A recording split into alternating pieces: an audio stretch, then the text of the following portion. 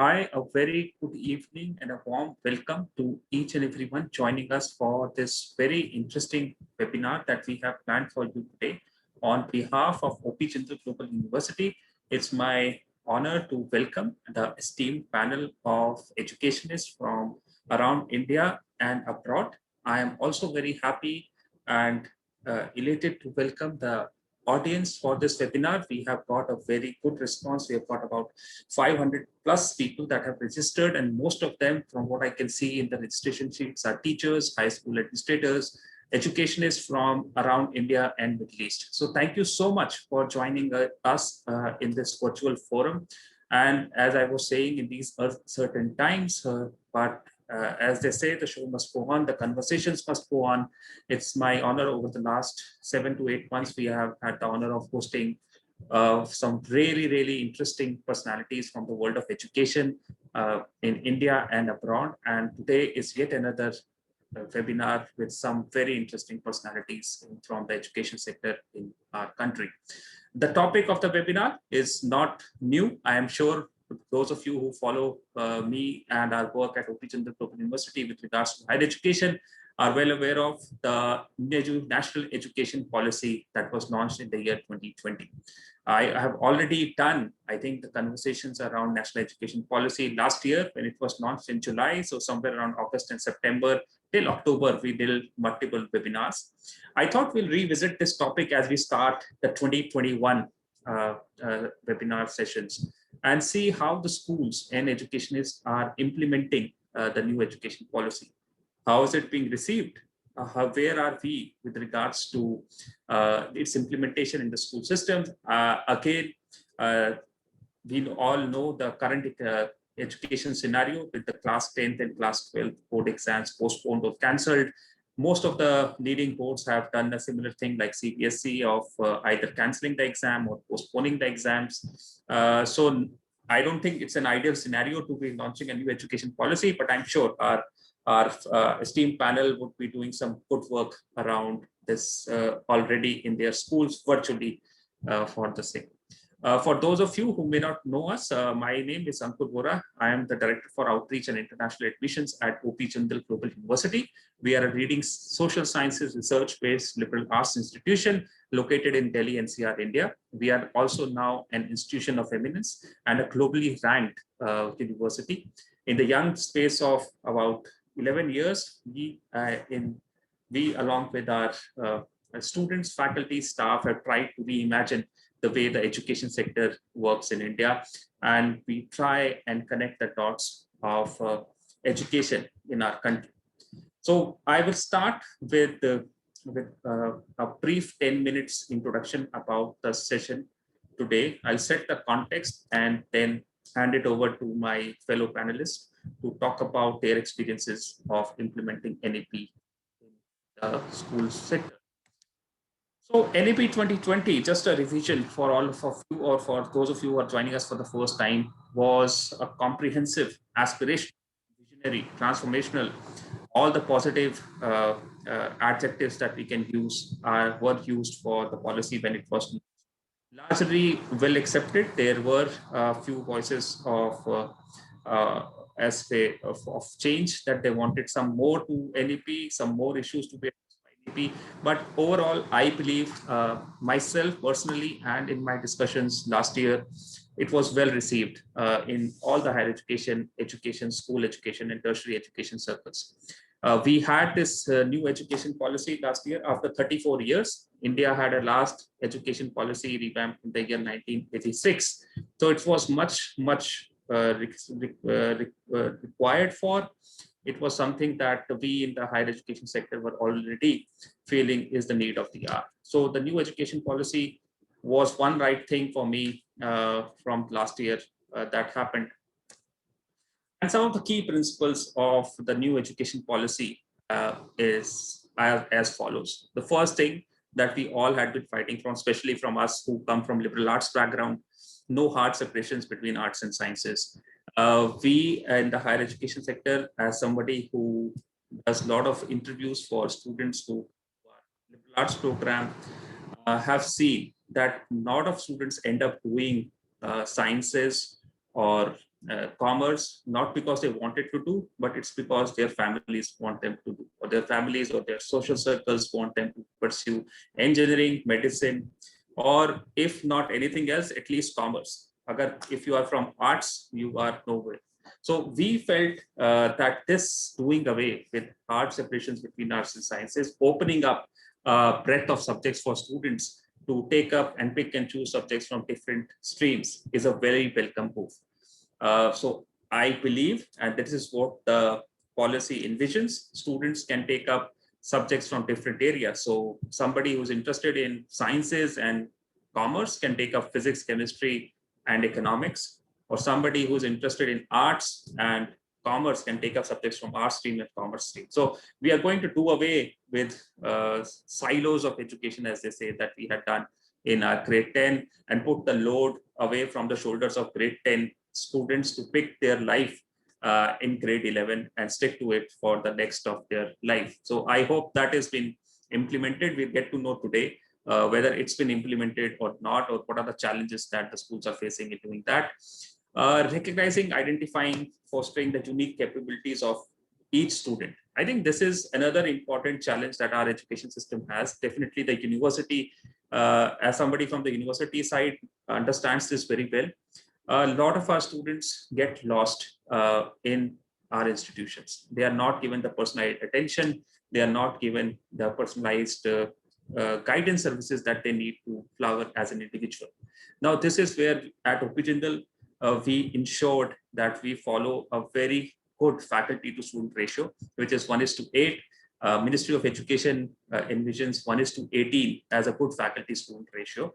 But still, I will say 1:8 is something that we at OP Jindal have maintained, and we hope to maintain it for years to come, so that each student gets personalized attention and doesn't get lost in a crowd of students. Focus on regular formative assessment of learning rather than summative assessment that encourages today's coaching culture. We all know the state of coaching industry in our country. Coaching has now become almost permanent fixture of any student's life. Once they are back from school, they're off directly to coaching centers. It's a billion-dollar industry, and we all know the valuations of online edtech companies these days, which are right next to multi-billion-dollar companies. So this is what the NEP envisions. NEP also has some really other interesting points, multidisciplinary and holistic education, that goes back to the same point we talked about in the first point, which was opening up education sector to different experiences, emphasis on conceptual understanding rather than rote learning. Again, another thing that is said against us, and when I travel abroad also and I speak at conferences, is that Indian students are thought of as rote learners and not good at conceptual understanding. I have my opinions on that, and I do answer that, but today is not the forum to talk about it. But the Government of India also feels that emphasis should be on conceptual understanding rather than rote learning. Creativity and critical thinking to encourage logical decision making and innovation. Again, these are the bywords for somebody from liberal arts background. This is what we have been telling in our university. And ethics and human and constitution values like empathy, respect for others, cleanliness, all those important aspects of a personality or a human being should be taught for in an education. In the highest priority to achieving foundation literacy numeracy by all students by grade 3, full equity and inclusion. I'm just running through that because we have very limited and I want to go back to my panel. But this is something that we spoke last time when I did this webinar, promoting multilingualism, life skills such as communication, cooperation, teamwork. So very, very important points around opening up our education sectors. The teachers and faculty at the heart of learning process, continuous review of progress based on sustained research, regular assessment by educational experts, and education is a public service. Access to quality education must be considered as a basic right.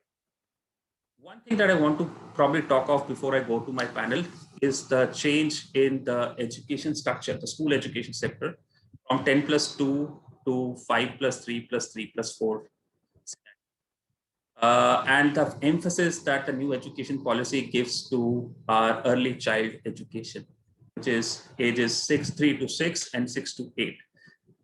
This is very important. And again, I go back to my experience as somebody from the university side and having done a lot of these attended conferences and webinars and doing this conversation. Everybody world over talks about how important early year education is for a child's growth. I think that is one move that I really like about this education policy, that we have an early child emphasis on early child education. And it's just not at the age 6 when a child's school should begin. It's at age 3 in the kindergarten level or at the nursery level when the child should be taken care of, and more emphasis and resources should be devoted at that point of a child's schooling education also.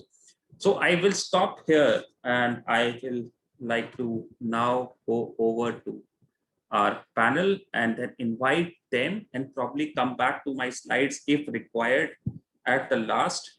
But I would like to invite our first speaker now, Ms. Surjit Khanna, and I would like to formally introduce her before I invite her to speak. Give me a second, I just need to read out. And she is a phenomenal person. Her bio is phenomenal. I just like to read formally her bio. Mrs. Surjit Khanna, the founder principal of Delhi Public School, Greater Faridabad.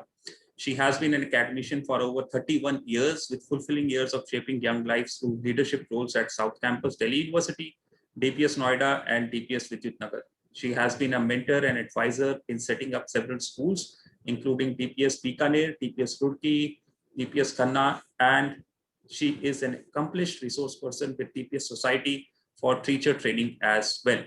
She is a strong votary of experiential education as the most joyful and productive medium for building happy young lives.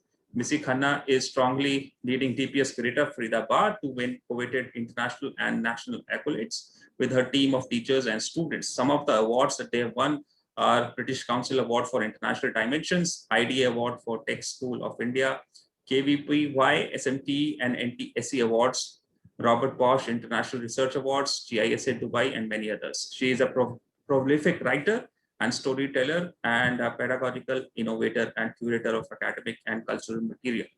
And she is a well-known motivation speaker as well. It's an honor to have you here with us, Ms. Khanna. Over to you. Thank you, Mr. Bora, and good evening, everyone.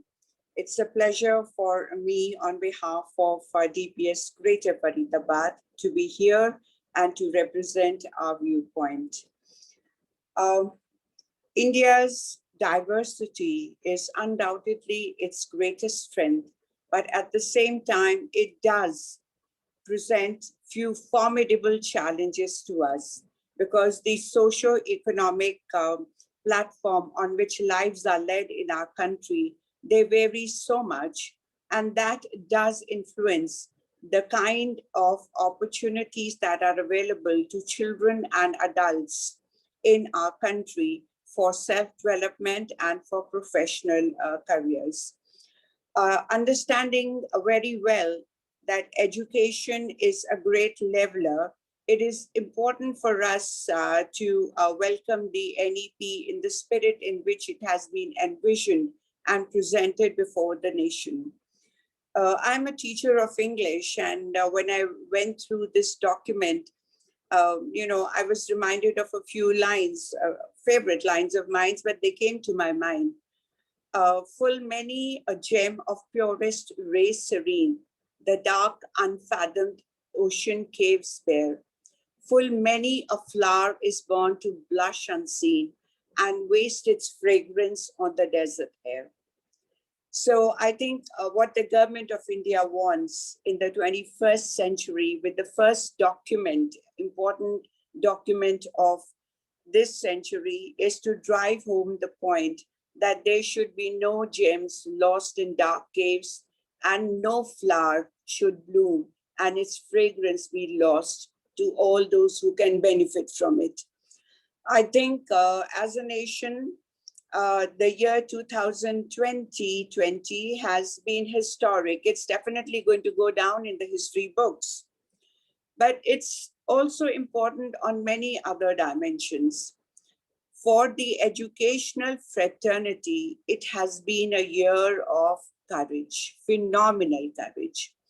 I think our entire country and the globe, we've all witnessed how strongly, how energetically people have striven to catch the moment by the horns and to look at all the modes of development that can be brought into the gamut of things in order to keep education alive and to keep the purpose of education alive.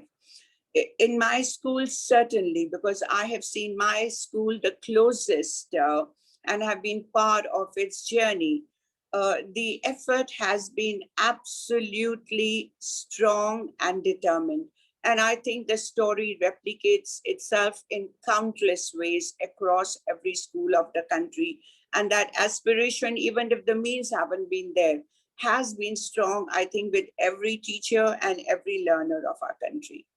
Now, having traversed new terrains in this year in terms of technology, in terms of new modes of assessment, in terms of finding different ways to connect with our students and our parents and, kind of connecting everyone to everyone, we have broken boundaries that restricted ourselves. And therefore, the NEP arriving in such a climate is, I think, a good time for the NEP to arrive, because by and large, we are all ready to look at things with a transformational perspective, and we are all willing to understand that we have an important role to play. And we've discovered the power of technology, and I think that's a huge discovery, because one solid way forward will be through technology, because we can make inroads into the remotest recesses of our country. And even a single educator now has the power to touch many, many lives and make a very positive difference. So having said that, I particularly want to mention that I like the India Connect of the NEP. Uh, you know, I'm a brigadier's daughter, and therefore India is very, very alive in my consciousness and in the way I look at life, and as an educator too. And therefore, I'm so glad that we are talking India in a big way, and we are all Indians going to come together, across the entire spectrum of things to make a difference and to play our role. And I think what will be important, Mr. Vora, is that for us to stop looking at individual schools as being enough if they are islands of excellence. What will be important is that how many bridges can every confident school launch all around it, so that many people can travel and connections can be made to other schools in the community, and the growth and journey forward can be in collaboration with each other. Talking about my school, DPS Greater Faridabad, we are a young school. We started our educational journey in 2013, and we are around 3,600 plus strength now on a 17-acre campus with about 180 educators. And when I read the NEP and I tried to unravel the layers, with each reading, some more layers became visible. I felt as if it's been written for us. It's been written for DPS Greater Faridabad. And the government knows the kind of people we are, and the government understands that presenting such an opportunity to schools like DPS Greater Faridabad is going to excite them, is going to get them going and gearing up to play their role, because it talks the language that we've been talking at our school in a city which is highly academic, where competitive results define a school. And our school is a school with a difference, because we say that the spectrum of an individual growth is not the mark sheet. It is all that is beyond the mark sheet, because mark sheets are temporary. So at DPS Greater Faridabad, by default, we've had some of the things which are prized by the NEP already in place. And with due humility, absolute humility, I will mention a few of them, because I do realize that they are available across the country in measures which are very, very individual to each school's character and culture. And no school, seeks to be less than it can be. And I think that spirit of the educational fraternity is a spirit to be saluted. Now, when I think our success for us begins with our teachers, the kind of teachers we have at school, the kind of people we add to the school family.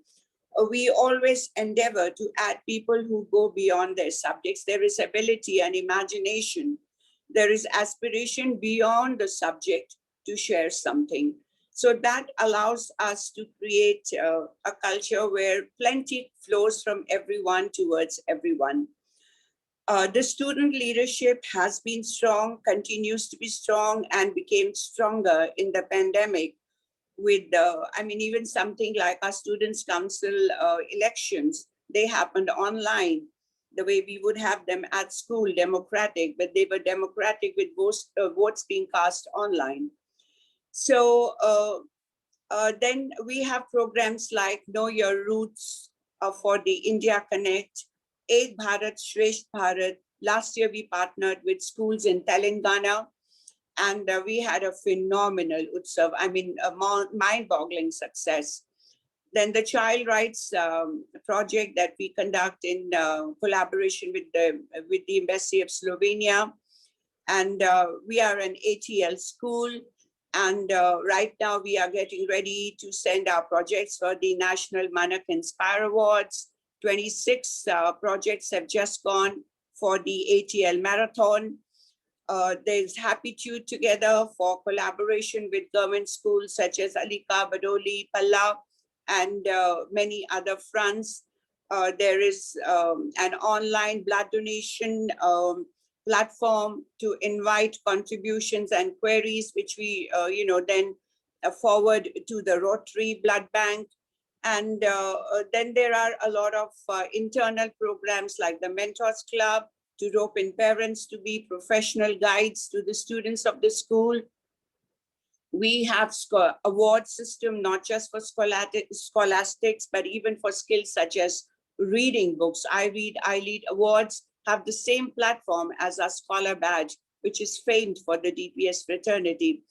So there is a lot of accessibility, a lot of freedom of ideation. And we went digital last year with our library. It was just very simple. Ma'am, I think we should go digital. Yes, absolutely, we must. All right, let's get started. Who's taking the leadership? The librarian said, I am. And so there it was. And the same thing happened when we had to, develop our technology front. Who's going to take the lead? The IT department said, we will. All right, the stage is yours. So that culture is there in our school. And there are countless programs functioning, at small measures, big measures, involving certain classes or a larger group, in which student and teacher leadership is merging. Now, I could just go on, Ankur, but the important thing is that that's all fine. What are you going to do now? I think that's the core question.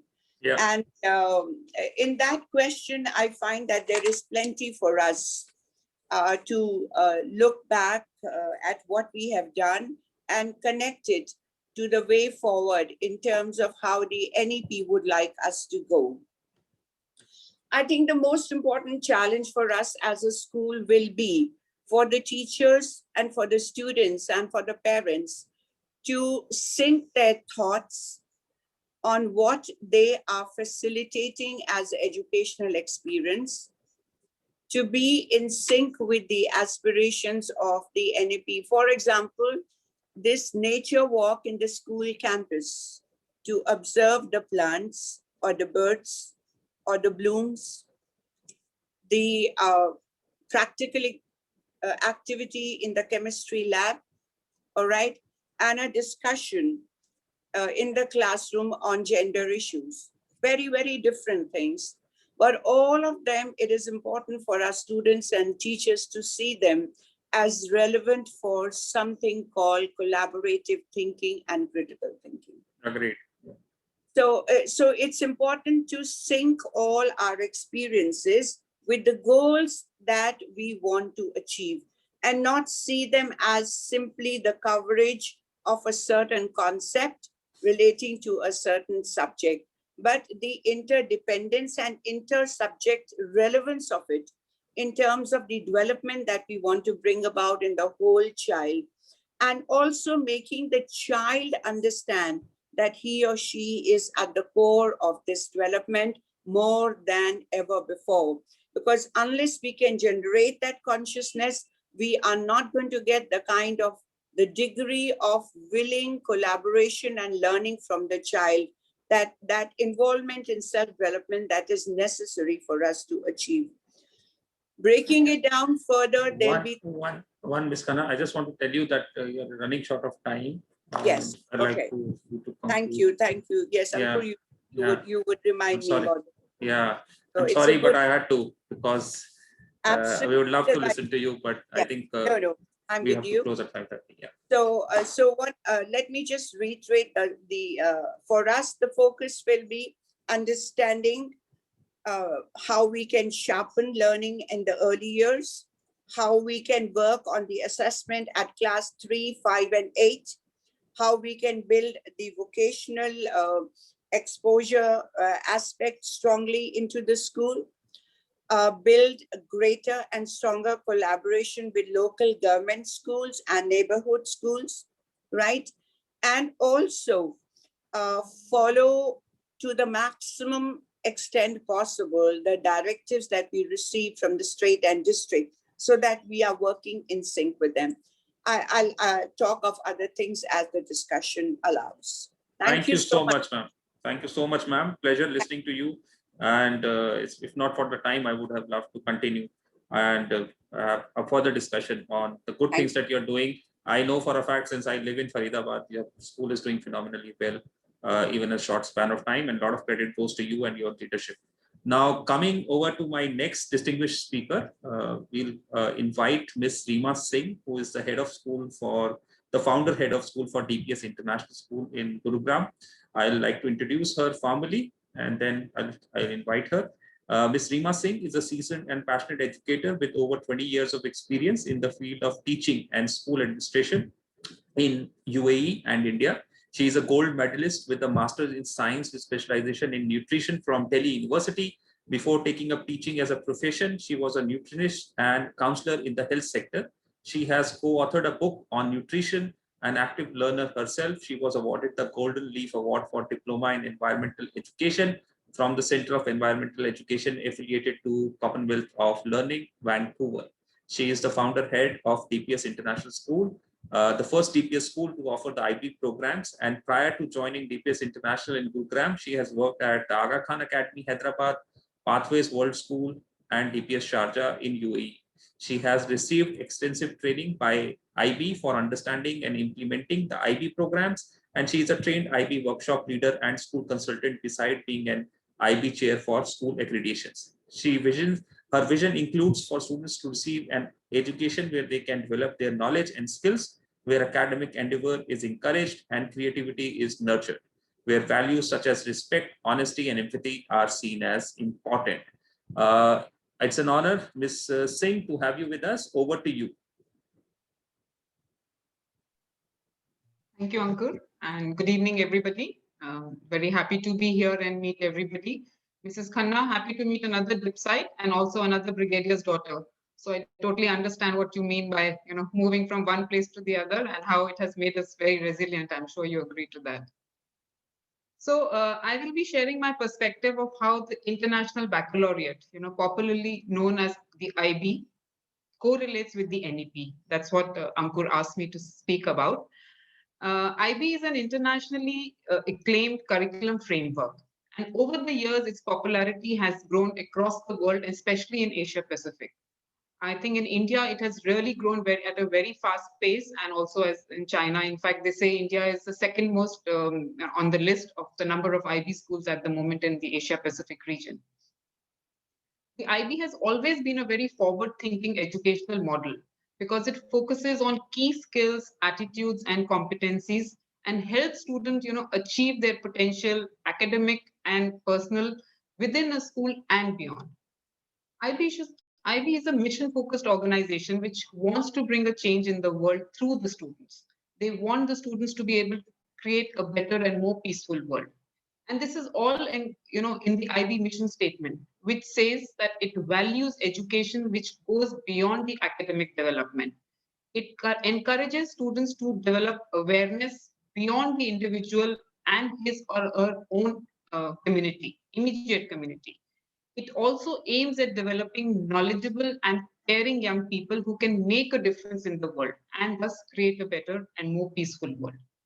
So it is preparing students who can correlate to each other, who can work collaboratively with each other in an increasingly globalized and challenging world.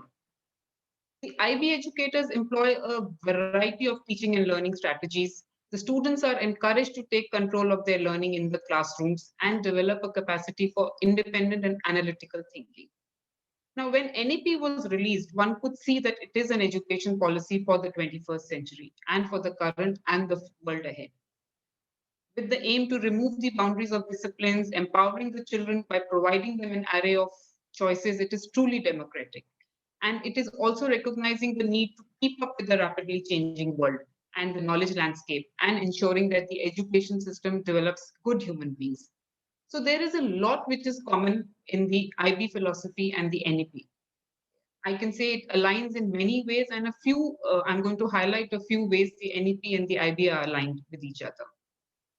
In the IB, the focus is on the learner as an inquirer or a discoverer or as an individual who explores. The learning environment is supposed to be created in such a way that it is inviting, it is challenging. Students are encouraged to ask questions, co-construct their meaning, and have the freedom to explore. NEP is also talking about pedagogy, which is going to make education more holistic, integrated, inquiry-driven, discovery-oriented, and learner-centered.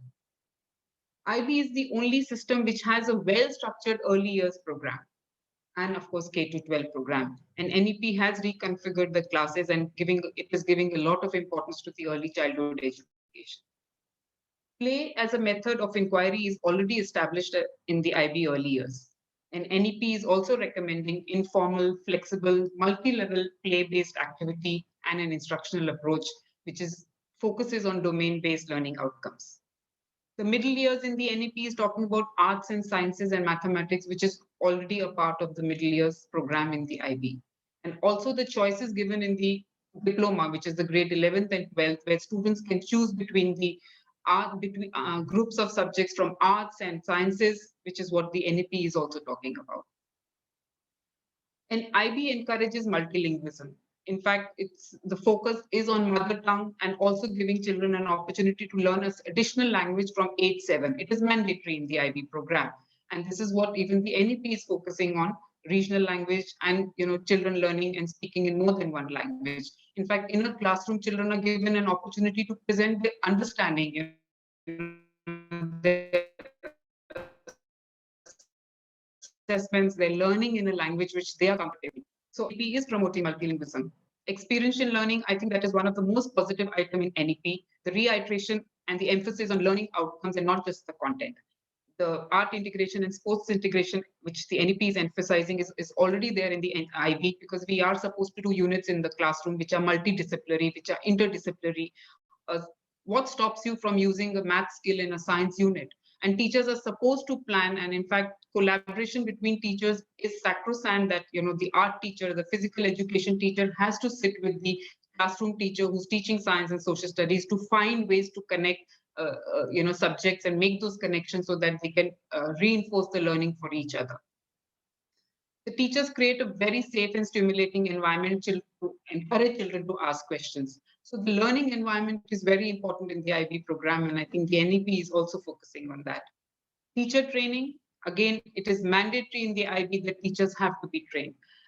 IB reviews the curriculum there's a curriculum review cycle every 5 years and 7 years, and we know that nothing like right now, all our beautiful buildings are just there, and it is our teachers who have taken the teaching and learning forward. So teacher training has always been of immense importance in the IB program, and I think that's one of the areas of NEP which really excites me, that we have to invest in our human resource. They are the biggest resource we have. No matter however big or beautiful building you will have, if you're online, it is what the teacher can do in that online environment for the child will have the most effect.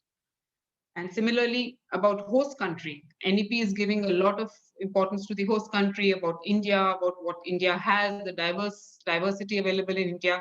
And one of the practices of the IB is that you have to promote the host country language, host country culture.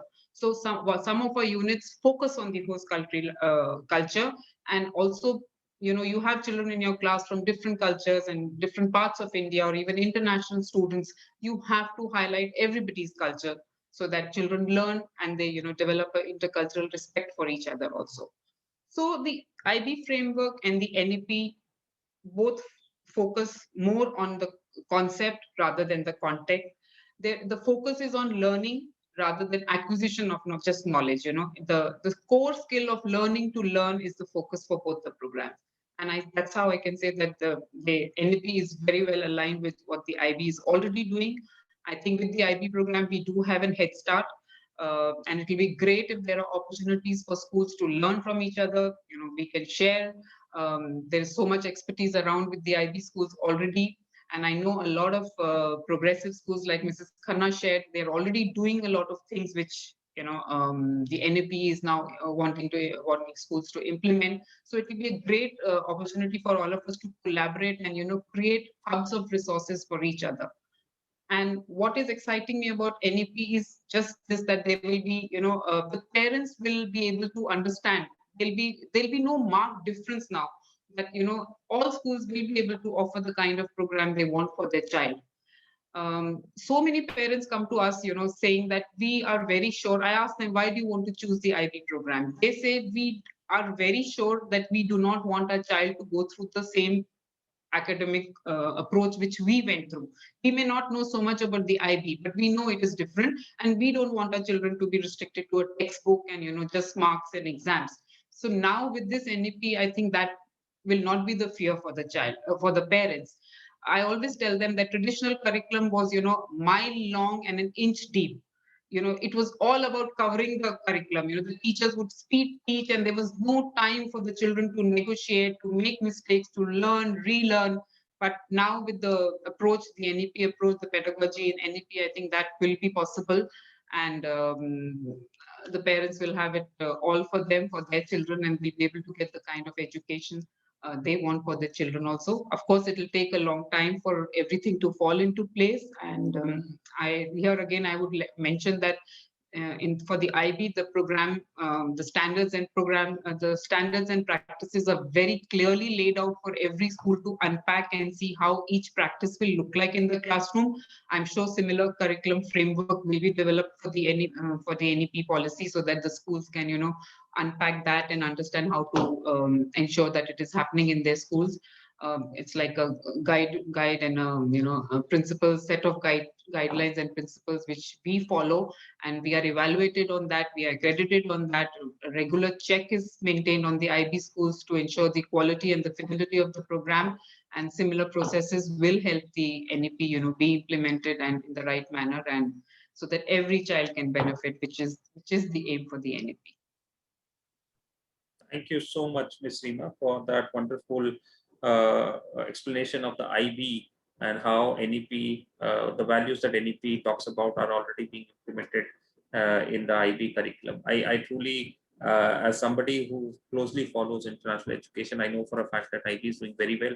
And you rightly pointed out that India is the biggest market for them, growth market for them outside of China. So that's something, and I think in the years to come, IB will definitely see a growth here in India. Thank you so much, ma'am. And now I would like to invite our next distinguished speaker, Mr. Ashish Bhatnagar, who is the principal of International School of Seychelles. I'd like to briefly introduce him, and before we go over to him and take his perspective on the UK curriculum that he runs and how it compares to the new education policy that we have. Just an audience announcement, you can ask any questions that you have to both of our speakers that have spoken before, Mr. Bhatnagar, Ms. Reema Singh, and Mr. Preet Khanna. Just type in your questions, and I will be taking your questions at 5 p.m. We have a 30-minute dedicated Q&A session, and we would encourage you to ask as many questions as you can. So please use the Q&A option and the chat section to ask your questions. We are monitoring those closely. To introduce Mr. Ashish Bhatnagar, Mr. Ashish Bhatnagar is the principal at International School of Seychelles. He has a vast senior leadership experience with different international schools in countries like Seychelles, China, India, Malawi, and Saudi Arabia. He has been responsible for framing whole school policies and implementation, learning support, SEND and counseling policies, school discipline, staff recruitment, and training. In his past experiences, he has been a principal at Shaoxing International School in Zhejiang, China. He has been a principal at Rockwoods International School in Udaipur and a head of ICT and technical administrator at Lilongwe Private School in Lilongwe, Malawi. He has also been a principal at PP Sawani Cambridge International School in Surat. As per his education, he is a BCom and an MBA in IT and marketing. He is also a B.Ed. He is currently pursuing a Masters of Education MA program of University of People, USA in partnership with IB. He is also received many Best Principal Awards at national and international levels. And I am not going to read all of them, but there are many of them here. Thank you so much, Mr. Bhatnagar, for joining us from Seychelles. Over to you, sir. Very good afternoon. Thank you, Ankur, and good afternoon to the audience. Good afternoon to my fellow panelists. As Ankur just already said, that I'll be talking about the correlation between the NEP 2020 and the UK curriculum. I'll primarily talk about the Cambridge curriculum because the schools, or probably my audiences today, are all from India, and we've got Cambridge International Schools in India, but I'm not sure how many of them they follow even the British national curriculum across the school. So I'll keep my focus on the Cambridge curriculum, that how Cambridge and NEP can be compared, or what are the similarities, dissimilarities. So we know Cambridge is also an international board, just like IB, and they've got hundreds of schools across India now. So the primary focus again here is it is Cambridge education is learner-centric, of course. But before actually I go ahead, I just would like to focus on one or two things which are related to our education. Number one is, well, this is all in context of NEP and any education board or exam board I talk of. So one is, what are the different aims of education, and the purpose and meaning of education, how we've defined it. So the aim of education primarily revolve around the 6 points, which is creating thoughtful citizens, learn how to learn, knowledge of subject matters being taught, self-esteem and confidence, lifelong habit for work, and teach students how to live. Now, these are the points which in fact are even NEP talks about when you look at it in details or at length. Here I would like to very quickly refer to Swami Vivekananda, whom he's my idol, and I really follow him very, very closely, religiously. Swami Vivekananda, he prescribed some ancient, spiritual methods of teaching. And I'm glad NEP somewhere talks about these different aspects of teaching and learning. So what Swami Vivekananda said, years ago even holds true now. So some of the few points which I've collected from here and there is number one is to control fleeting mental faculties by the practice of yoga, to develop the mind by concentration and deep meditation. So basically, this is kind of spiritual learning we are trying to encourage, to gain knowledge through lectures, discussions, self-experience, and creative activities, to imitate the qualities and character of a teacher, like intelligent and clear understanding, and to lead the child on the right path by means of individual guidance by the teacher. Now, these were a few points which were extracted from Swami Vivekananda's teaching, or his ideas, or his philosophy of education, what he spoke about uh, hundreds of years ago. So these now are coming true if you look at the NEP very closely, that it covers quite a few of these points very closely. And in fact, when you talk of some of the other exam boards, they already had a lot of these things integrated within their curriculum, imbibed in the curriculum, and very well executed as well. And this is something which we, in fact, were kind of missing in our educational policies, which in fact was not reviewed, revisited for almost 34, 35 years. I think this is pretty unfortunate that, like education was not given an importance for almost 30, 35 years. There were no reviews done. So I think, yes, this is something very, very important. Then something now related to the Cambridge and NEPs. So Cambridge, in fact, something very, very interesting thing has Cambridge has done is it is like the first education board to come up with a curriculum which is based on our NEP. And it has introduced an early childhood curriculum from the current academic session. So it has already rolled out.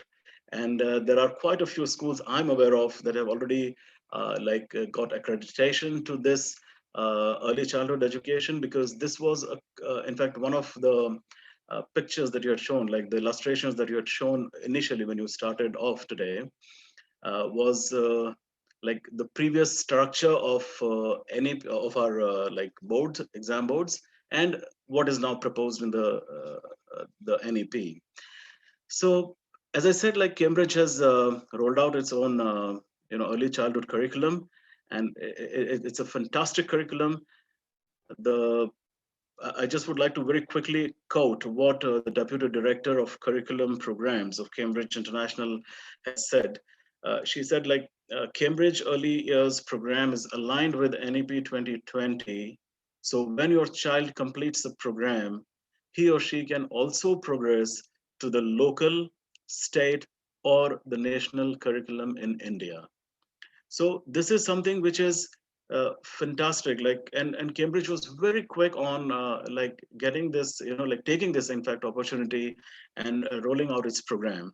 So like in Cambridge International and in NEP 2020, the years or ages 3 to 6, where we talk of, say, Anganwadis and preschool and Balvatikas. So these programs are designed for ages 3 to 6, providing a very secure base of foundational learning.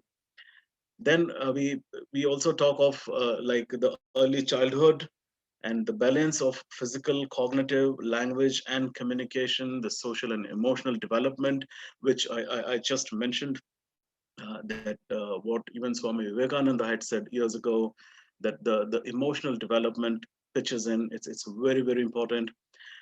The activities or ideas provided are designed by Indian experts, like in this Cambridge International Early Childhood Curriculum, which they've done. So all these activities or ideas were designed and developed by the experts from India. The whole team actually was from India, and it can be very easily implemented across India, irrespective of any state, any part of India you are from. So in fact, NEP also talks about like this, that to be strongly rooted in the Indian and local context and ethos. So once these activities or the whole curriculum is developed by Indians, I'm sure we cover this point of NEP as well. And the guidance for practitioners on how to support a multilingual approach is given in Cambridge curriculum. So NEP also talks about that wherever possible, the medium of instruction will be the home language or the regional language. So there are a lot of these kind of, let's say, similarities or like things which are very common between the two things. And with NEPs, I feel like if it is successfully implemented, we probably will be very good step forward for India. While NEP speaks about the importance of say home languages, which are so even Cambridge curriculum, though it is delivered in English, it also speaks about recognizing the importance of language and communication development as a fundamental tool for learning. Though the program delivery will be done in English, but there is a scope for languages. And in fact, there are a lot of even Indian languages which are offered in Cambridge. Even Hindi is offered there for like those who want to learn Hindi as well as a subject at IGCSE levels. So there is a focus on language acquisition skills as well. So and in sync with NEP, which says that early childhood care and education should be flexible and multifaceted. The Cambridge curriculum includes 6 areas: communication, language and literacy, creative expressions, mathematics, physical development, and then personal, social, and emotional development. So this is what Cambridge, in fact, caters to when you talk of these two. Now, a quick student's pathway. This is something in relevance to what you had just shown, the pedagogical structure of the national board, and in fact, how Cambridge works. So basically, in the previous academic structure before NEP was introduced, we had like like straight away from primary, like a 10 years program followed by like 2 years, which was basically based on a 10 plus 2 plus 3 approach. And this, as you also briefly mentioned, that there is this change of 5 plus 3 plus 3 plus 4, which is like the new change or the new academic structure. In fact, this is something which has been practiced by international boards, where there's a lot of stress focus given even on the foundation stages, like early childhoods, then of course key stage 1s, 2s. There are different key stages for different year groups or different classes. And then finally, like there is a key stage 5 and 6 formers. So basically, like these are different key stages where when you break it up, you can very have a clear focus on your experiential learnings in all the say sciences and maths and social sciences and humanities and so forth and so forth. Similarly, even Cambridge talks of these core subjects, English, math, science, but at the same time, Cambridge has started making its focus even on ICT, and there is something called global perspectives. So basically, global perspectives is something which Cambridge has introduced. But Nagas, I'm sorry, this is your time also. I'll request you to conclude. I just conclude in 2 minutes. Yeah. So we were talking about these similarities, and as I said, like so, this is how NEP, in fact, probably will be going ahead. I'm sure, like NEP is a fantastic opportunity for India. We moved from rote learning to application-oriented learning. In fact, this is what I foresee: focus on multidisciplinary or cross-disciplinary education.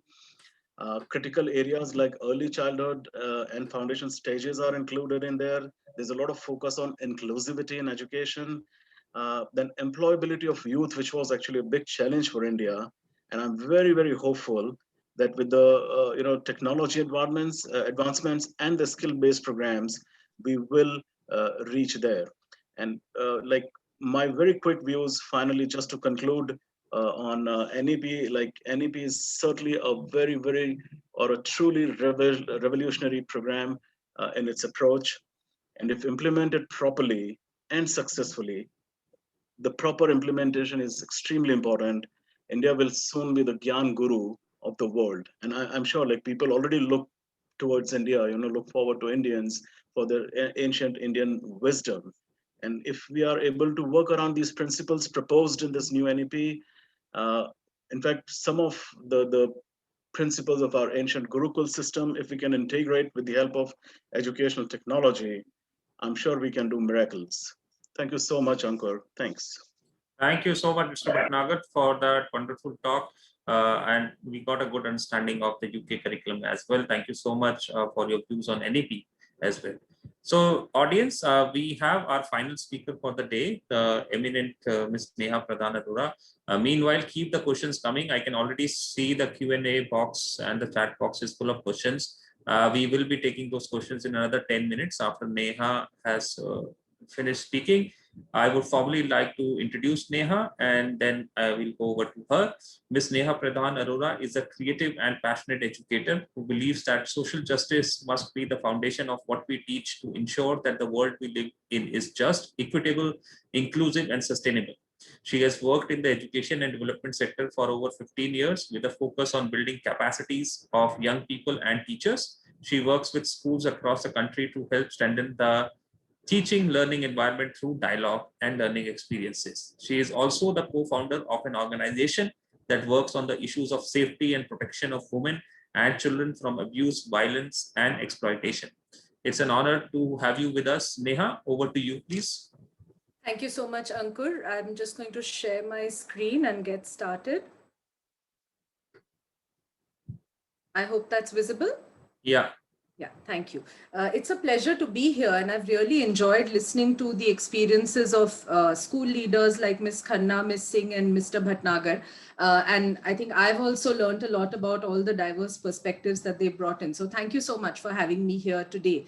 A disclaimer before I start: after hearing the experiences of school leaders, what I'm going to try and do is just share from my own experience what I find are the focus areas and what is possible in a classroom. I've been a teacher. Right now, I work with teachers across the country in different schools, trying to strengthen how they are teaching using experiential learning tools, particularly in the context of social science.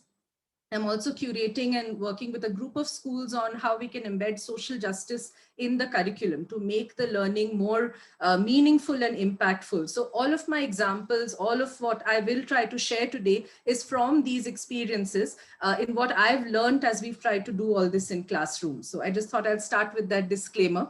I'm also an idealist, and I think that's what struck me about the NEP first. It is a very idealistic document. It talks about what should be. It's aspirational. It's looking at the future. It gave me a lot of hope. Yes, a lot of us would say this has been said before. It has been written before. How is it going to be implemented? I think this time it goes a few steps further. It sets some goals. It provides a map. It also tries to create a framework. But the realist in me also knows that implementation is going to be different across the country. Because we have such a diverse range of schools in our country, not all have access to resources and expertise and facilities. And of course, it also depends on the openness and the ability to change. So how it gets implemented, yes, the realist in me is going to keep watching and keep working step by step on it. But the idealist is filled with a lot of hope that there is something that this document is going to take us towards. Because of the nature of my work and my own convictions, I think what resonated with me most in the document is the focus on constitutional values. It comes up a lot in the chapter on curriculum and pedagogy. And to me, these are the values that are in sync with my concept of social justice. So I feel if this becomes the foundation of our education, we will have achieved a lot. The focus on critical thinking skills, which has been there even in the last couple of years, but this time the document, the policy also says that to achieve these critical thinking skills, what do we need to do in terms of what we are teaching also? How is the content going to change? And how is the assessment going to change? Because usually, even if we try to change what we are teaching and how we are teaching, that assessment, that final exam, that board exam is what kind of dictates everything in every school across the academic year. So these are what have really resonated with me. And that's what I'm going to try and focus on, primarily what is covered in section 4 or chapter 4 of the policy, which is curriculum and pedagogy, looking at reducing content, looking at experiential learning, and looking at integrated projects also. So this is just what's in the policy. I'm not going to read this out, but I'm going to start talking about what this means in a classroom, what really needs to be done by every teacher, by every department, and by every school. So the first thing I think this says is about making the shift from content to concept and skill. And I think this is the struggle that every teacher and or most teachers and departments are going to face. We are so geared up towards, we have to complete the syllabus, complete the curriculum, finish it for that final exam, that any change, even at, let's say, primary levels, ultimately becomes, no, but we need to teach our children how to take that exam. And unfortunately, this is the reality in most classrooms. So this shift, I think, this paradigm shift is what is going to be most critical. One way in which I know that most teaching is still content focused and not so much skill and concept focused is when you look at assessment sheets in a school. If you just pick up any worksheet, any final exam paper, and try to look at what skill is the child going to use to answer this question, most often the answer is memory or recall or an understanding. We don't really move towards the higher order thinking skills in the assessments that we do. So if we have to make this shift, these higher order thinking skills, whether of application or of analysis or of creation, evaluation, all of these need to start being taught in the class. Now, how am I going to teach this in a class? If I use only one textbook to teach, I will end up focusing on the content. So what I feel will really change the way we teach is if we bring in lots of resources into the class. And I think when the NEP talks about contextualization, that's also one route to say, bring in more resources from the world around you into your classroom. So this can be images, maps, infographics, stories, poetry, videos, objects.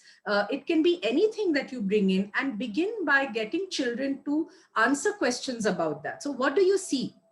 How is this different from what you saw yesterday? Or how do you compare these two things? How will you infer this data? That's when we start building skill. When we ask questions that are directly based on content, we are not really building skill. We remain caught in that content. So that to me is the most critical shift that the NEP talks about. Of course, project work, which a lot of the others have mentioned before, that is happening in a lot of schools, is one very easy way to focus on the higher order thinking skills, because you're giving children the scope to find a solution to a real world problem. You're telling them, apply this to your life and tell me what it looks like here. So projects is one way to make that shift in a simple manner. But of course, changing the way we teach, changing the way we look at content is what is going to be very critical. The other major shift is contextualization. We do have content. The textbooks are still important, but everything in the textbook does not find a connection with the student. The student is not able to relate to what the textbook is saying. So what does contextualization mean? How do we build these connections for the child? Is the child able to relate to, okay, this happened 2000 years ago, but what was maybe happening in my country at that time? Or this happened, this national event which happened on 15th August 1947, what were my great-grandparents doing at that time? So what is my connection with this knowledge? That is to me what contextualization means. And this could be to my nation, my region, my city, my family, or to me as a person. So bringing in local resources, and these could be experts like local historians, local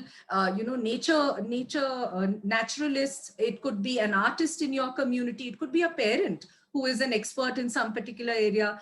Taking children out for visits to areas, of course, in COVID safe times, not right now.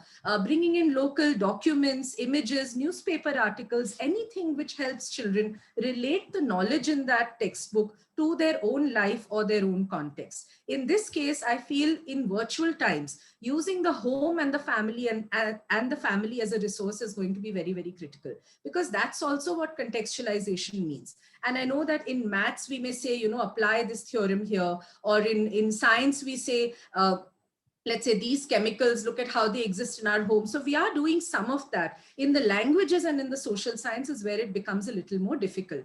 So using the family and the home as a resource, using the local context as the focus of our content rather than just what's in the textbook is really what is going to be critical. And this is where experiential learning tools come in.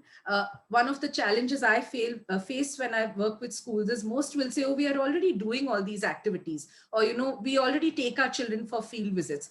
But one critical step in experiential learning is reflection. We may be doing a lot of things, but are we getting the children to reflect on the experience? Because that's where the assimilation of learning happens. From that reflection, we need to lead to action. So I think another shift that needs to happen is how do we look at experiences in the classroom? How are we creating these experiences? How are we ensuring that reflection happens? And then how do we assess that reflection so that our loop as educators to assess the learning is also getting completed? It's not just fun activities, but it's fun activities which do have learning in them. Now, this is the what. What does the NEP tell us to do as teachers? How are we really going to do this? Because at the end of the day, all of this seems very, it either seems very difficult or it seems like we're already doing it. So what is it that we really need to bring into our approach and our methods in schools? What I believe in very strongly as an approach is to embed social justice into our curriculum. Now, what does this mean? We talk about values. We all say the purpose of education is to make children, global citizens and good human beings. But are we really assessing that also as we go along? Or do we feel that will happen, by the way? We talk about the constitutional values, but even we as adults, when I work with a lot of teachers on the issue of social justice, many of us also as adults struggle to really define what equality means or define what justice means, and particularly what it would look like in the world around me. So how can we make these values the foundation of the education that we are creating in our classrooms? One way to do it is to acknowledge and bring attention to any injustice, inequality as it occurs in your curriculum. So you're doing a story, which is, let's say, about a landlord and a farmer. Mention the fact that there is a power equation or there is an economic equation there. You're doing a poem about something. You're talking about war in history. You're talking about nutrition in biology. Can we bring children's attention to inequalities and injustice that occurs around us as it occurs in our lessons and our curriculum? This is again where experiential learning is going to play a huge role, because for abstract concepts, how do children understand what is discrimination? How do they understand what is inclusion? How do they understand what is a stereotype?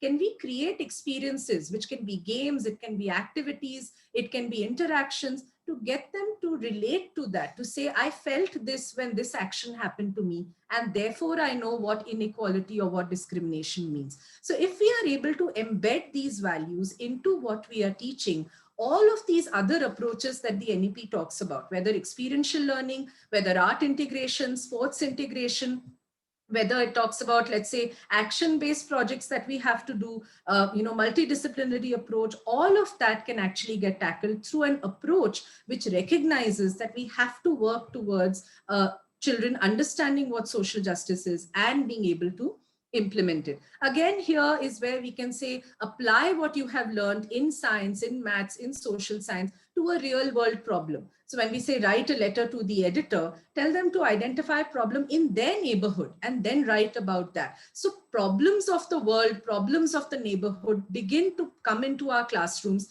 and what we are teaching becomes more relevant and meaningful to the children. So as an approach, embedding social justice into the curriculum is one way to actually address all of these various tools that the NEP is talking about.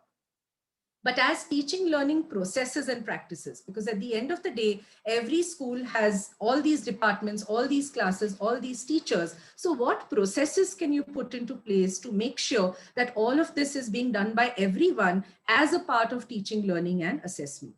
So one of the things that I feel sets the tone is clarity and purpose.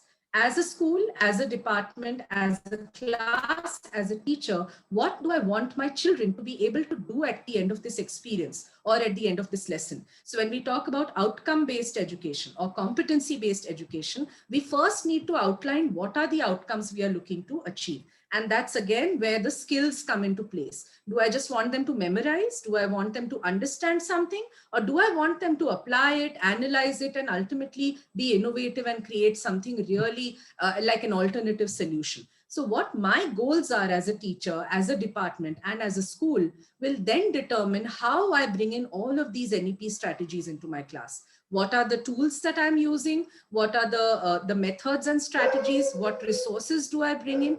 And how do I assess children? If my that's your 10-minute alarm. Okay, just give me a minute. And yeah, thanks.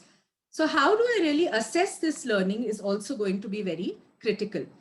what is required is to build the capacities of our teachers. We have to open up the teachers to a 21st century mindset, which says, I need to learn first. I need to look at the world around me in a different manner. Then only will I be able to do this with my students. I'll end with why this needs to be done. And one can say that the whole world is moving towards competency-based education. The OECD has laid out the global competencies to us. But to me, at the crux is something much more critical. The world needs us to change like this. The world needs us to work on all these issues and bring up our children in a manner that they are able to tackle the issues of the future. So if we want to see a better world, I think we really need to do all this. Thank you, Ankur. And I'm sorry if I exceeded my time a little. No problem, Neha. That is thank you for that wonderful and informative presentation and your points. Much appreciated.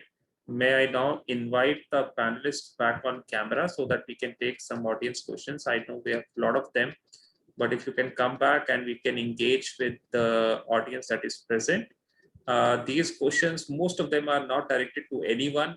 So I will request anybody from the panel, if you want to take it up, just unmute yourself and take up that question. The first question that we have is from Ms. Khushi Agarwal, and there are a couple of other questions on similar lines, which talk about the 3-language formula in NEP 2020, wherein the education policy envisions till grade 5 students to learn in their mother tongue or the regional languages, along with Hindi and English. It is also recommended till grade 8 that you should schools should teach students in their mother tongue or regional language along with Hindi and English. For my personal opinion, I am a strong advocate of this formula. I think it makes much sense. And as Mr. Sujit Khanna also talked about, the Indianness of this policy is very strong, and we are going back to our roots, and I think much appreciated. But I'd still open up the portion to the panel and see what they think about the 3-language formula, and probably then share my comments again. Anybody wants to take up this question about the 3-language formula? What are your thoughts on this? Ankur, I did my education in Punjab, early years especially. And Punjabi Gurmukhi was the mode of education. And I think we learned fairly well. And it's not as if there were major gaps in our learning, which were not capable of being bridged. Yes, it required a bit of an effort, very, very concerted effort actually to learn English. But it could happen. And I think now the advantage of being strong with the mother tongue, knowing Hindi and knowing English as well, this has proved to be a good advantage for me. And I think that we expect children who come to us at year 3 to very quickly become very good and fluent, in expressing their feelings in English. And we love it when they are able to talk very fluently. But, and what about those who are not? So I think that we all need to change our perspective. There is no rush. The more important thing is to be able to formulate thoughts, to be able to respond to life and to have something to say. And the choice of language needn't be limited down to just English. It needn't. I agree with you. I agree with you. I had somebody who recently told me that they were leaving for another city, and I said, "Can you please give me some feedback about our school?" And I often ask this question, and so she said, "Everything is wonderful, but बच्चे हिंदी में बात करते थे nursery में, और teacher उनको हिंदी में बात करने देती थी. ये तो आपका English medium है ना मैडम, इसी." And I looked at her and I said, "Is it important to have thoughts, or is it important to to limit them unless they can be articulated in English?" So I think we all need to liberate ourselves on this, and nobody is limiting your world. In fact, they are trying to expand your world. So welcome this. Yeah, I think absolutely. I think in our even NEP talks about, there have been scientific studies which prove that if a child learns in their mother tongue, they grasp faster, they are much more brighter than if they have to learn a third language, which is not even their country's language, and express their thoughts in that, because everything in their homes, when they go back to their homes, is been taught not in English, but in spoken in Hindi or Punjabi or whichever region that we come from. Actually, I am also a Punjabi, but I have never learned Punjabi. And at 35 years of age, I always felt that I have lacked something in my education, because I would have loved to know my mother tongue, but unfortunately or fortunately, I couldn't ever learn Punjabi, and I feel that's a lacking in my education as somebody that looks back at my school education. So I firmly believe that this is a right take, but there are others who say that you are English is an aspirational language. English is the lingua franca for moving up the social order in our country. That is what it is thought about. That if a child speaks in English from nursery, then probably he has better, or she has better chance of moving up the social ladder. But I don't think that's the right way to express things. So thank you so much, Ms. Khanna, for answering that question. Yeah. Yes, Ms. Rima. Yeah, I'd just like to add something here. Ankur, I think the focus is on, promoting mother tongue.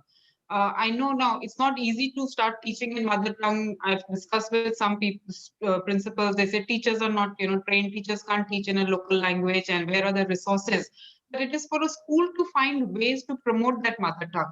If we empower the parents, again, in an IB school, in the first orientation, we highlight the importance of mother tongue.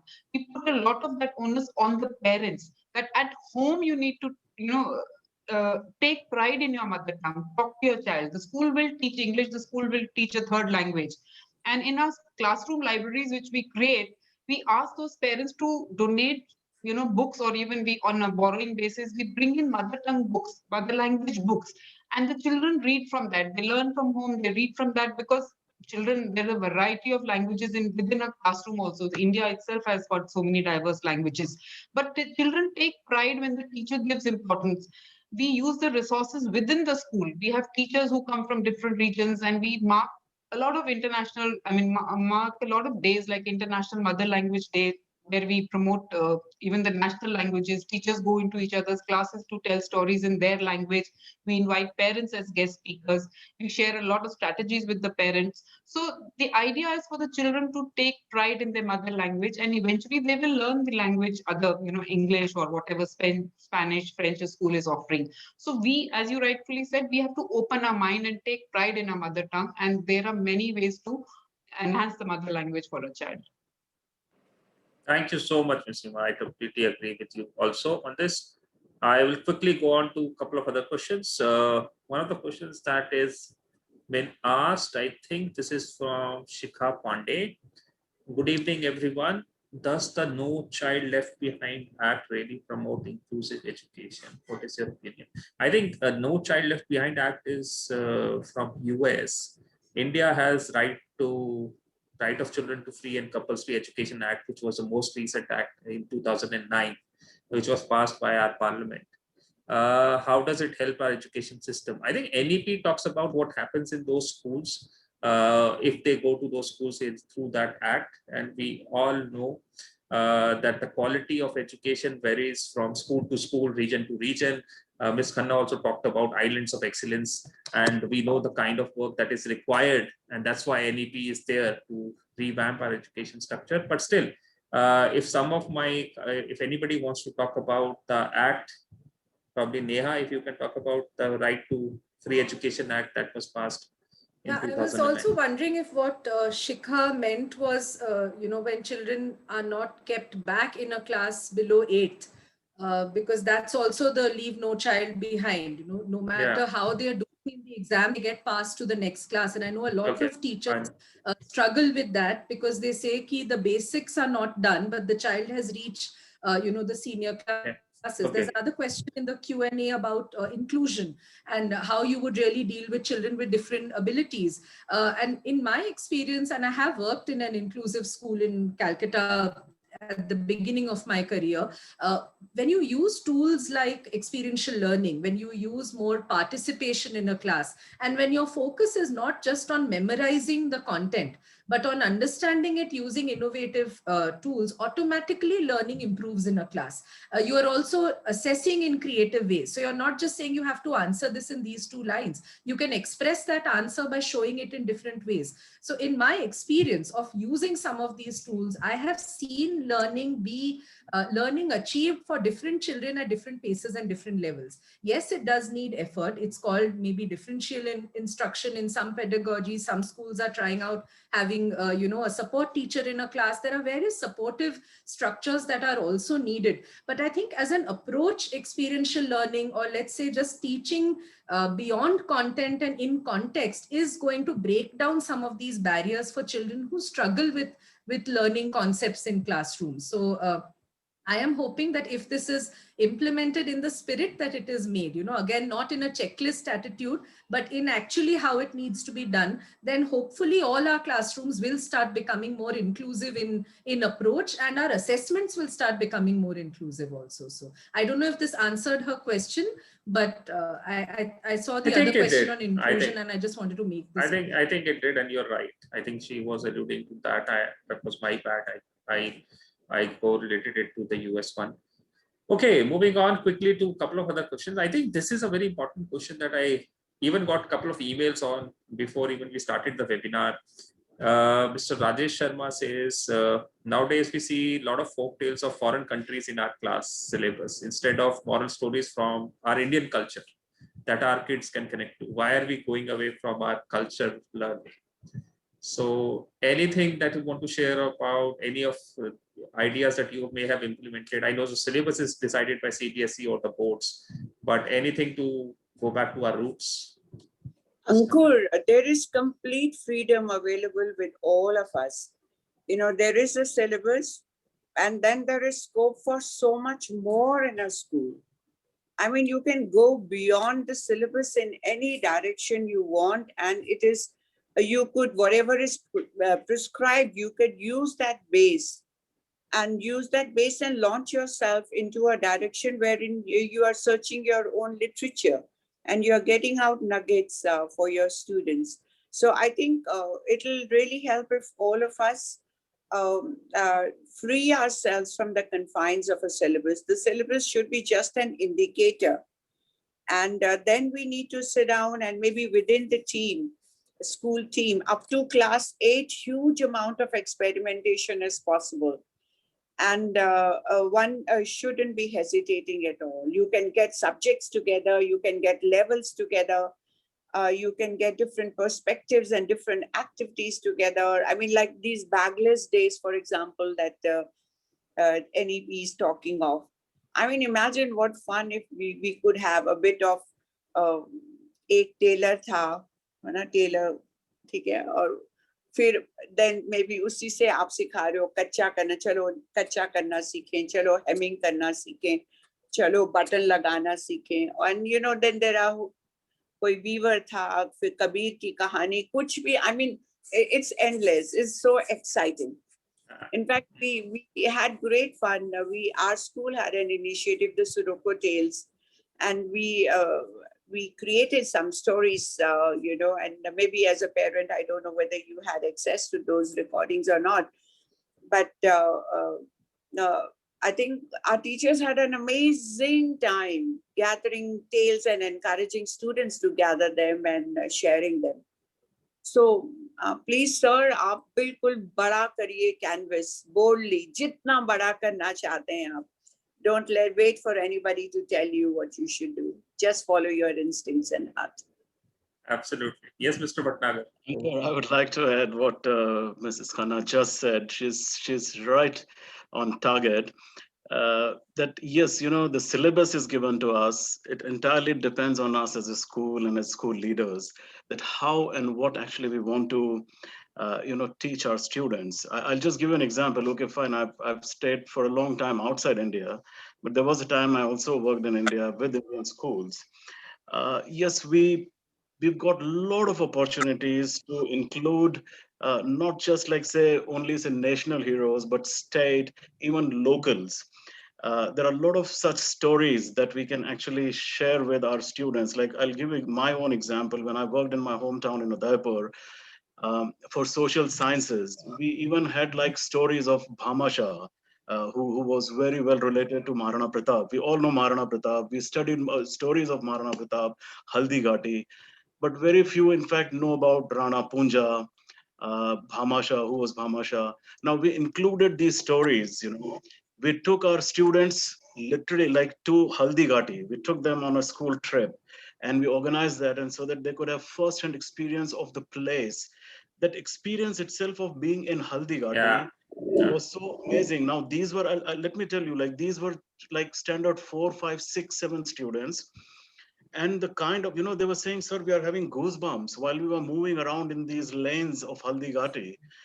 So that is the kind of experience. So nothing stops you from going local or to a state or to national. We can always integrate these, our glorious history and even geography into our curriculum.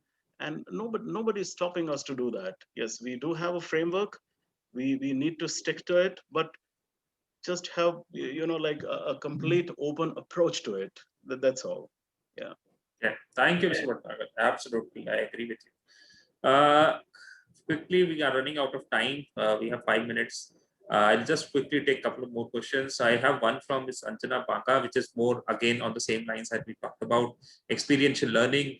How does this policy incorporates the collaboration of schools with IT, local industries, polytechnics, and those experiential learning? I think many of leading schools in our country do that. Wherein they provide experiential learning opportunities to their students, right? From industry visits to probably some of them also do internships. I don't know how they manage it, but yeah, I have some students that apply to us that they have done internships in their grade 11 and 12 along with the kind of load work that they have.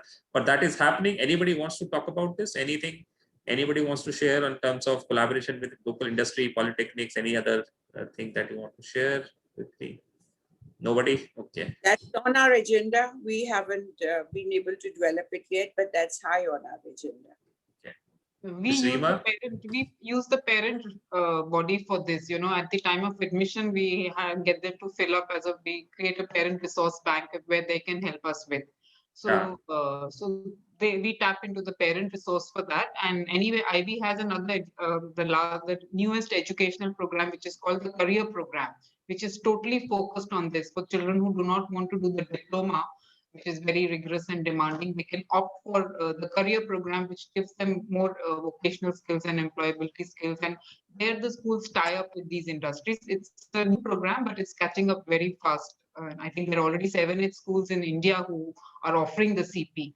So that's a program totally directed for this kind of experience for children, and they come out with those skills which then they can take up as a career or vocation. Yeah, I think that's a very important point. And I think that is something that I love about IB, that experiential learning is already there and they're not waiting for a new education policy to come. So probably NEP will help our schools also in India to follow the same. Related question is from Rashika Soni from Army Public School, Sagar.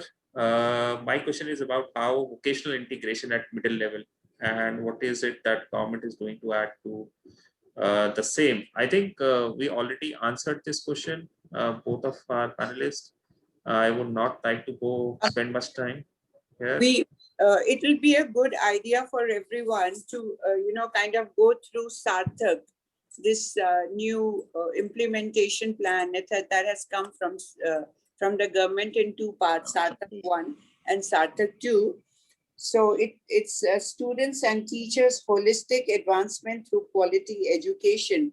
And it details the steps that the state government, the center, the district authorities, etc. are going to take. For example, in the early years program, there are about 58 steps that they have outlined. So these are quite comprehensive publications. They've just come out. So it would be a good idea if people wish, they can go through these 2 publications, part 1, part 2 of Sarthak, SARTHAQ. Thank you so much, Ms. Khanna. It would give everyone some insight into how the government is planning to implement. It's quite technical, but it should be insightful. Thank you. Yeah, I Mr. just Bhatnagar. very quickly add to something that, most of our school, yes, in line with NEP, as well as something probably all educationists are familiar of, something called like the Sustainable Developmental Goals of United Nations. I think a lot of us are already doing, a lot of work towards it. And like in my school, I'm really very proud of, we've got the Eco Club of our school, and it is doing a fantastic job where we have teamed up with, in fact, just not just the parents, but even local community, where our students get a lot of opportunity to work, for their sustainable developmental goals, as well as like even some of the vocational programs. So as Rima Singh ma'am had just pointed out that, like, reaching out to the parent community and having a strong connection or a bonding with them, this is what in fact we are doing. So when it comes to say beach cleanups, mangrove plantation, or like any such things, fundraising events, say for local, say hospitals or clinics, our students are deeply involved in it. And in fact, there are a lot of these things already on our school website as well. And more parents, in fact, when they see this, they start getting connected.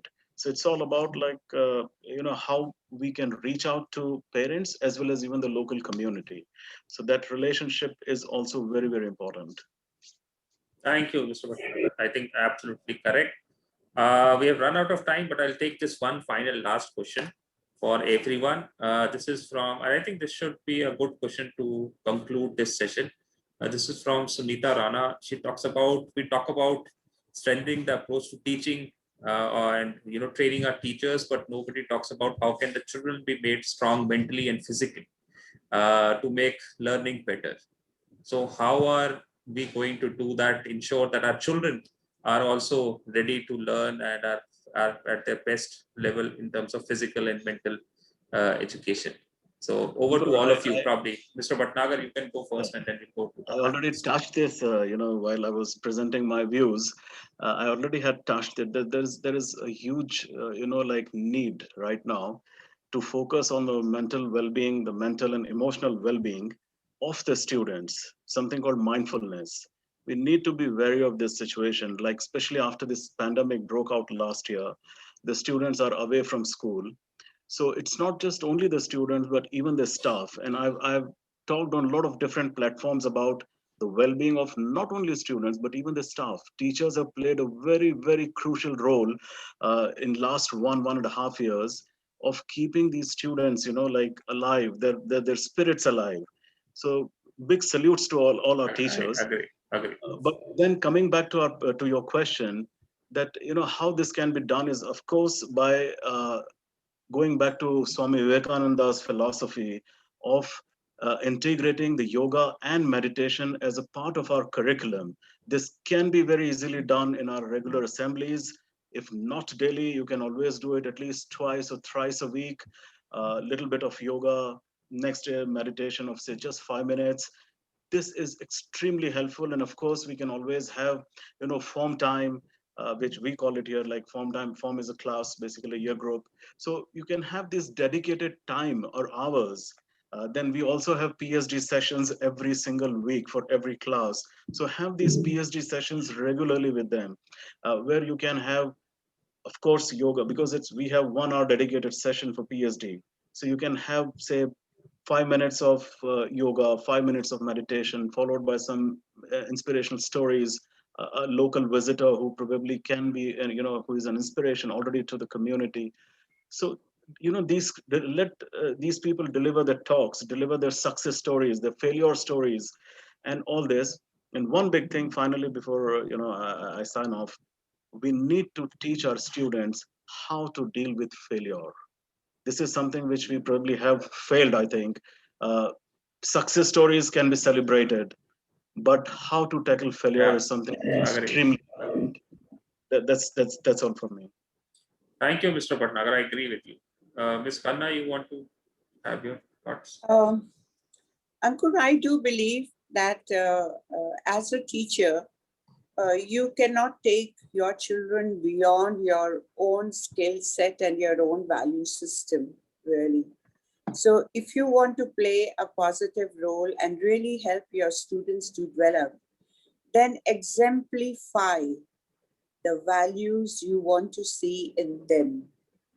Yeah. Encourage your own self to evolve. Talk to yourself through your limitations, and be open to observing and listening to your students. Teachers can make a world of difference. I cannot emphasize enough how many lives are made or broken by teachers, inadvertently or advertently. So I think if we are looking to build our students, let's build ourselves and then consciously take that responsibility to the class to make sure that our classes are fair, they are sensitive, they are positive, they are inspirational, whatever, all that we want to see in the children. Let's give them that in the environment through our own conduct. That's a very, very strong way of, it's not the only way, but it is definitely one strong way which is within your control, which you can do every day, and it will positively make a difference. Absolutely. I think bang on target. Ms. Singh, you would like to share? I just want to add one sentence. We always say every teacher is a language teacher. Again, that's a practice which IB advocates. Everybody has to, help children learn language, whatever, whether it's a PE teacher or the music teacher or dance teacher. But after this pandemic, I think I've added two things to that every teacher is a tech teacher, technology teacher, because there's no other way to teach now. And every teacher is a social emotional learning teacher. You have to bring in those practices implicitly in your classroom. You don't have to depend on counselors. Every teacher has a role to play in the well-being of every child now. Yeah, I totally agree with you. Neha, any last thoughts with you? Yeah, just to say that I think all of what has been said needs to happen very holistically in a school. We may have one period, one day, or one event, but ultimately it has to be reflected in every policy, every practice, every class, and it's only when I think every child, every teacher, and every parent is linked to the school community, with this feeling of collective wellness and well-being. Only then will schools really flourish and children really learn. Until then, we will keep tackling symptoms in different places and firefighting all the time. But if one thing the pandemic has taught us is we all need to be resilient, whether as adults or as children, and do it together collectively. So I think that's all I would like to end with. So. Thank you, Neha. I think that's an inspiring note to end with. Thank you so much to my fellow panelists. It was an honor and really inspirational to hear all of you and your experiences. I forgot for a bit that we are in the midst of a pandemic and there is a lot to go out to. But thank you so much. It's an honor. Thank you so much for everybody joining in, all the audience, all the teachers. I hope your time was well worth it and we could answer many of your questions and you could make sense of the new education policy. And probably we have given you some ideas to implement in your own classrooms. Thank you so much, everyone. And we'll be back again shortly with a new set of panelists and some interesting topic for discussion, probably next week or the week after that. God bless, take care. Bye-bye, everyone. Any last words from my panelists? You can have it. Thank you so much. Thanks, Ankur. Thanks for the invitation. Thank you, everyone. Bye. Thank you. Bye-bye.